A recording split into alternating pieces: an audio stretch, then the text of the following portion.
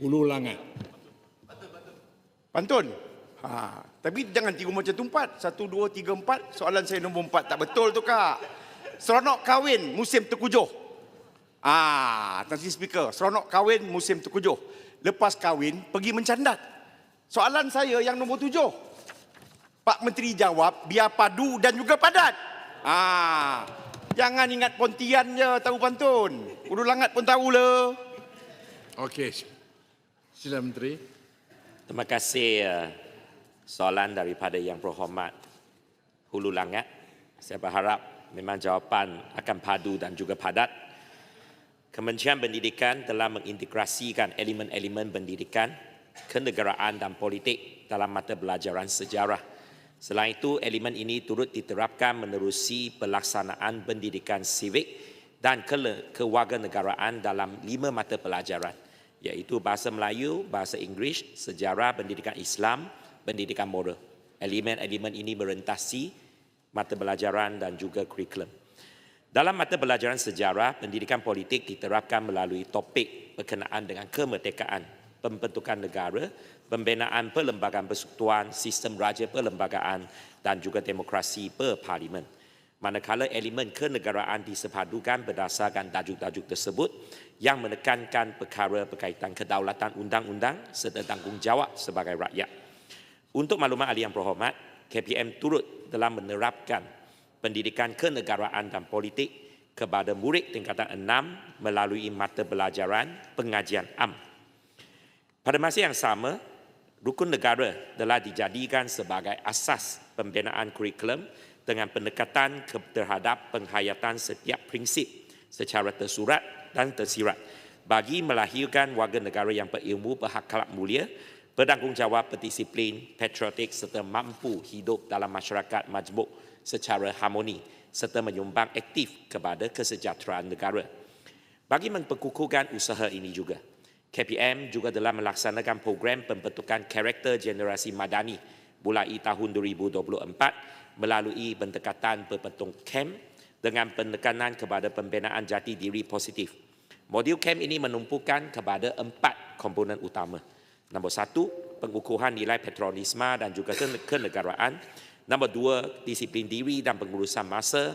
Nombor 3, kecergasan fizikal dan kecerdasan kognitif. Serta nombor 4, penglibatan aktif dalam aktiviti kesukarelawan dan juga tanggungjawab sosial.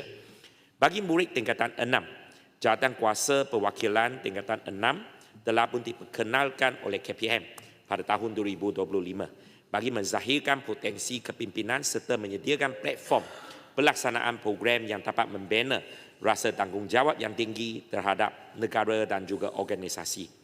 Pada masa yang sama, KPM bekerjasama dengan Akademi Pilihan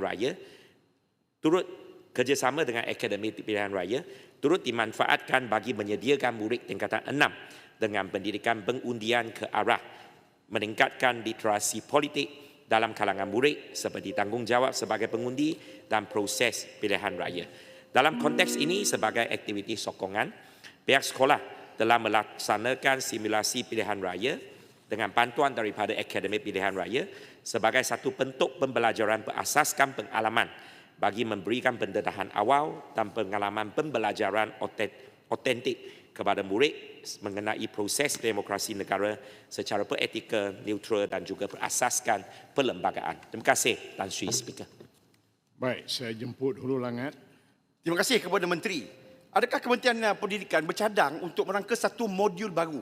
Ya, kalau kita menyebutkan soal berkaitan dengan kemerdekaan, biasanya kita menyebutkan soal berkaitan dengan tokoh-tokoh, contohnya Datuk Onn Jaafar, Tunku Abdul Rahman, Tun Razak dan sebagainya. Tetapi tak bolehkah maksudnya dalam masa kita membicarakan soal berkaitan dengan tokoh-tokoh itu, ada juga tokoh-tokoh lain pada masa itu yang juga menuntut kemerdekaan. Contohnya macam Burhanuddin Al-Hilmi, Ahmad Bustamam, contohnya Ishak Haji Muhammad. Kalau kita pergi lebih jauh lagi, mungkin agak kontroversi. Contohnya Samsiah Fakih, contohnya Abdullah Sidi, contohnya Rashid Maidin.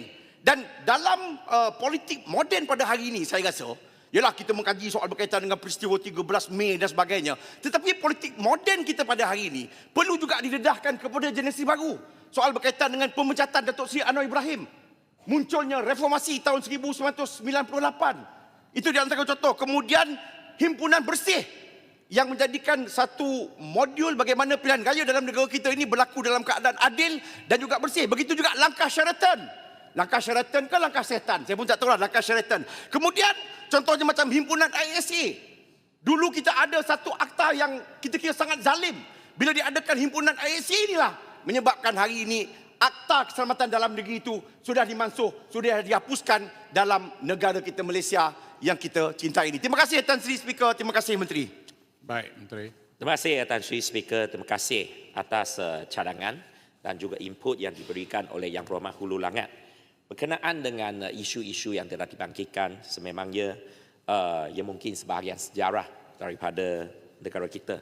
Walau bagaimanapun dalam melakar ataupun melakar kurikulum sejarah supaya ia kekal relevan dan juga seimbang.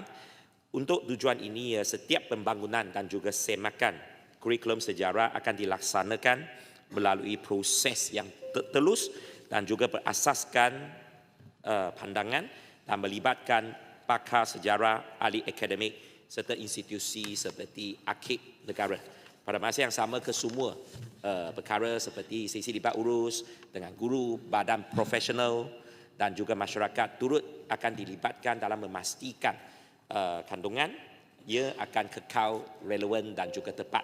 So berkenaan dengan cadangan daripada Yang Berhormat Hulu Langat, pihak kami mengambil maklum dan kesemua perkara berkenaan dengan pelakaran kurikulum sesuatu mata pelajaran itu, kita akan mengikuti proses yang sewajarnya. Terima kasih Tan Sri Speaker.